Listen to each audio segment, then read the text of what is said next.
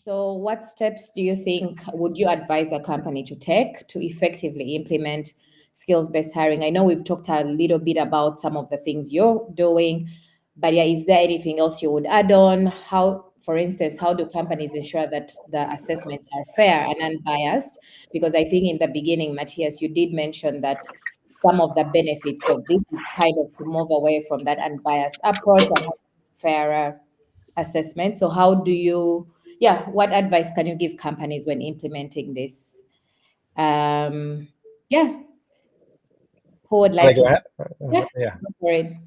Yeah, I think first I would say try it out with one role. Yeah, don't try to transform the organization completely just because you think it's a great idea. I think trialing it, taking time to prepare this well, I think this is really important, as we heard from everyone now on the panel saying it takes time. It's a lot of time to adjust systems, to have an idea what we're looking for, how do we make the decision, what we test for in the beginning, and then what do we test for, and then on all these different stages. This is something that needs to be set and ready to be executed before you start even hiring for this role, right?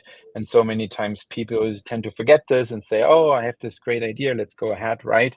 And then you kind of delay the process because you develop each stage step by step, which would be the worst case scenario. So really prepare this well, try this out, and then really say, based on the learnings, share the learnings with other people and say, hey, that's worth exploring because I do believe I hired somebody better than I had before.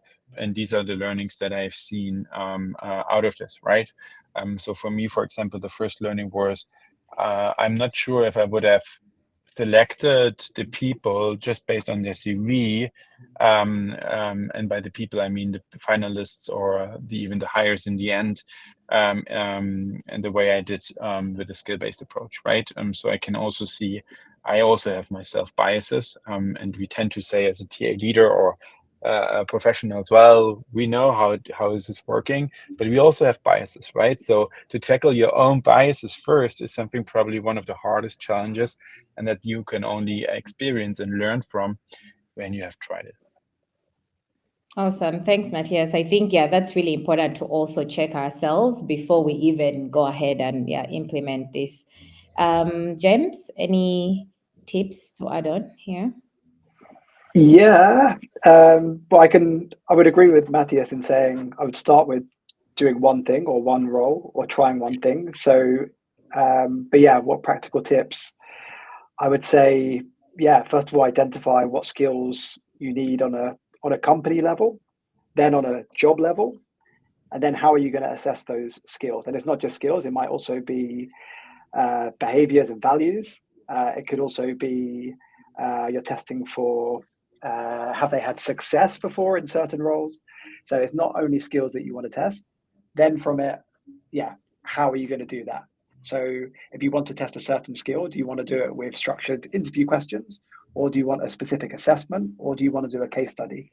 So I think these kind of simple steps: identify what skills you need as a company, then for a specific job, then how are you going to assess those skills? Who's going to assess those skills?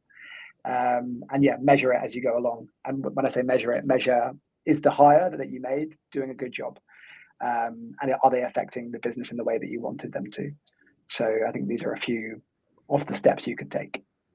Nice. I do like the point of always measuring whatever you're doing. So definitely checking that data is always important. Elisa, to close us up, do you have any extra tips on this? Not really extra tips. I think Matthias and James really summarized it very well and gave a good overview. But maybe also to point out the challenges that people have. I mean, we can all also ask ourselves, and I did that once in my team, tell me what your top 3 skills are now. Yeah. And it's a difficult question. It's not easy to answer. Yeah. And I think that also shows how difficult it is for also candidates to actually define their skills or showcase their skills. But it also shows how difficult it is for you as a hiring manager or someone in a hiring committee to actually look for skills. Yeah, if you're not even aware of your own skill set. So I think it's there's a lot of complexity behind it, and it's a difficult part for every organization to tackle, even though it is so important. Thank you for sharing. So